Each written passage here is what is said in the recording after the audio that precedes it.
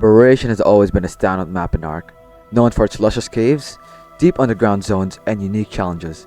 With Aberration Ascended on the horizon, we're gearing up for some thrilling updates and enhancements. Let's break down on what we can expect. First of all, let's talk about the layout. Aberration is characterized by its main three areas: the lush green surface, the bioluminescent blue zone, and the perilous red zone. The deeper you go, the tougher it gets. This gradual increase in difficulty is part of what makes Aberration so engaging, and we're hoping this aspect remains strong in the Ascended version, as they have added very dull and repetitive colors to maps like Center and Island. One of Aberration's unique features is the absence of flyers, which forces players to navigate the terrain on foot or using specific creatures like the rock trait. This fundamentally alters the gameplay, making positioning and ground travel much more critical. In Aberration Ascended, it's essential that this balance is maintained.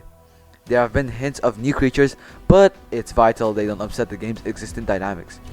For example, restricting overpowered creatures like the Manic Armor and Bloodstalker would help preserve the map's intended difficulty. Additionally, the boss of Aberration, who is Rockwell, isn't really that hard to beat. All you have is stationary tentacles and occasionally Reapers that are trying to kill you, which is pretty easy compared to the other bosses like Center, Island, and Ragnarok. Now let's look at some new features. One exciting addition is the airship, which has been teased for Aberration Ascended.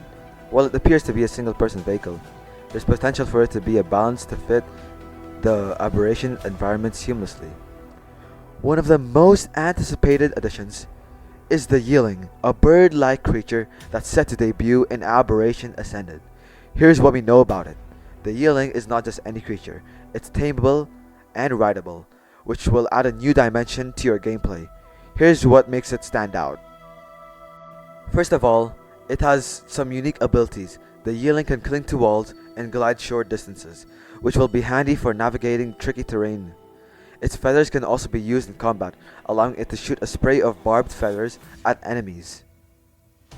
In combat, the Yearling's protective plumage regrows quickly, making it a resilient fighter. It's designed for fast movement, making it an excellent choice for hunting or scouting in caves. An interesting twist is its diet. The Yearling's diet can affect its combat abilities. A layer of strategy is needed when you need to use this in the game. This means you'll need to consider its feeding habits to maximize its effectiveness. Performance has always been a concern with Aberration, due to its complex environments and lighting effects.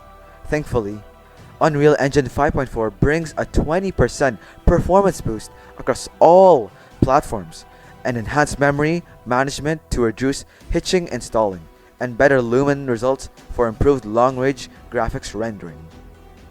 FSR 3.1 integration will also enhance your experience with frame generation using AI to interpolate frames. Additionally, there will be a lower system requirement available by the end of the year, making it possible to play with hardware as low as NVIDIA 1080 series GPUs. Another exciting addition is the Cosmo, a new furry spider shoulder pad inspired by community votes. The Cosmo will be part of the Bob's Tool Tales pack and comes with some intriguing abilities. The Cosmo will function as a light pet similar to the Bulb Dog and Shinehorn. It might also offer alternative abilities like replacing grapples or climbing picks. It can also shoot webs and even scare off hostile creatures. And finally, the Aberration map is currently in QA testing servers, which means it's in active testing and underway to be launched.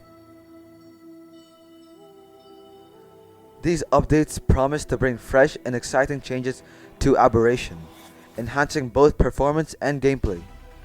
The Ark community has high hopes for Aberration Ascended. We're looking forward to a faithful recreation of the original map, but with modern enhancements and improved performance, balanced gameplay, and exciting new features are all on our wishlist. Personally, I can't wait to see how the revamped bioluminescent zones will look like with the new lighting effects, enhancing the eerie atmosphere that makes Aberration so unique. And I'm also stoked to see how the aberration dinos will look in their own pattern. And I'm also hoping that Wildcard brings the specialness into this map with different textures and different colors to each biome, unlike other maps. So that's all for today on Aberration Ascended. Are you excited about the upcoming changes?